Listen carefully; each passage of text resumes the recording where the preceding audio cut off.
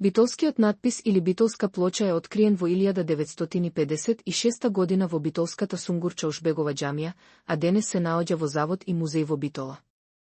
Плочата е пронајдена под прагот на главниот влез и најверојатно е употребена како градежен материјал од урнатините на средновековната тврдина. Димензиите на плочата се 98 см на 61 см на 27 см. Она што со сигурност е зачувано од текстот, се 12 реда испишани со старословенско кирилично писмо. Иако постои несогласување во датирањето и дешифрирањето на надписот, истражувачите се согласни за ортографското и лингвистичкото значење на овој надпис.